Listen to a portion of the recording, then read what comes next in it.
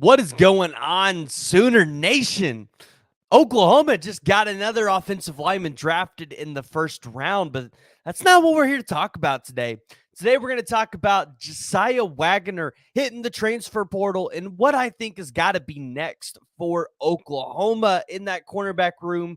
Because when you look at it on paper, this room looks extremely deep, and Jay Valai, he keeps stacking the talent. We got to talk about it. So jump in the comments below and give me your thoughts. This one, it actually took me by surprise a little bit, and I want to know if you guys were surprised by Josiah Wagner hitting the transfer portal. But in no shock that you understand Oklahoma's got to get from, or they at least it's got to get down to 120 players. It's not necessarily the 85 scholarship limit. It's down to 120 players. And so you kind of understood there was going to be a little bit of attrition this spring. Too many guys on the team. Guys are going to get processed out. Unfortunately, that's just how it works nowadays. But you look at Josiah Wagner and you say, that's not one that you maybe expected. And here's why. Last spring, Josiah Wagner was somebody you heard so much about. You heard how he was kind of one of the leaders in that cornerback room. He was one of the guys that Brent Venables talked about in conferences. And this was a guy that if you were an Oklahoma fan, you had a lot of high expectations for. Not because out of high school, he was a 5-star or a top 100 recruit. In fact, he was only the 317th ranked player in the country, 4-star cornerback out of Spanaway, Washington. But Josiah Wagner came in and he showed everybody he's got that dog in him, and he showed everybody that he can play with just the best of them. Unfortunately, though, when you're 5'10", 170 pounds, and you try to hit big people, you're going to get hurt. It's hard to stay healthy.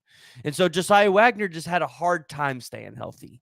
And unfortunately, with the talent that this recruit or the staff is bringing in with the recruits, the talent just passed him up. But that doesn't mean Josiah Wagner is not a good player. And let me tell you this, Josiah Wagner, he's going to end up somewhere, and he's going to be a really nice player for somebody. Unfortunately, when you're a team like Oklahoma and what they're trying to build, it's kind of like the days of Alabama and the Georgias.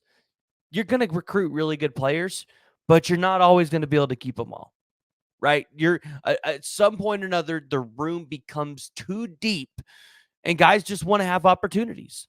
And I think Josiah Wagner probably saw his best opportunity is going to be to go somewhere else. Now, it's going to be interesting to see where Josiah Wagner actually lands. And I think probably the most popular opinion coming out of the transfer portal is going to be two places. The University of Washington, try to go back home into a school that was recently in the national championship, or Notre Dame, because Notre Dame got an official visit. So I would look at Notre Dame and saying, hey, like they could potentially be a destination. But also, you could look at Arizona, because Arizona was in that recruitment.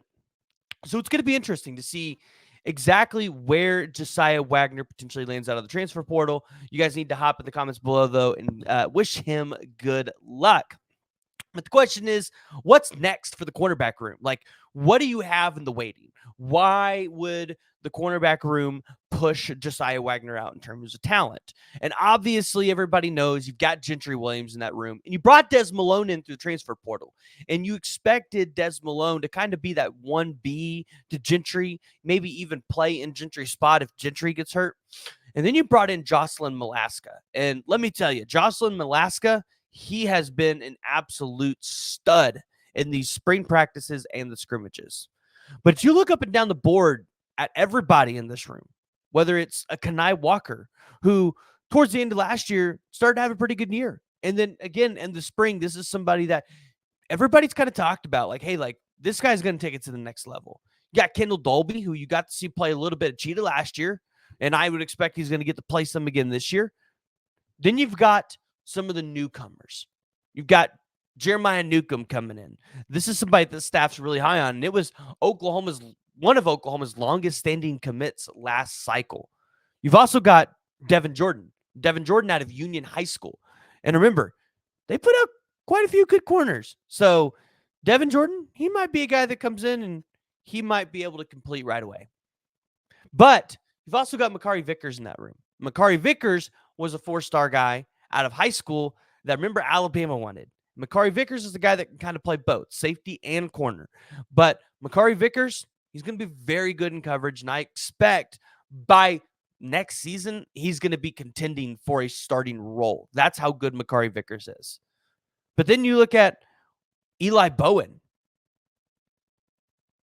Peyton Bowen's little brother, and we didn't just take him because of the last name. No, you took Eli Bowen because, yeah, he can play. And he's just like Jasiah Wagner. He's got that dog in him. And again, what did you hear in spring practices and the scrimmages?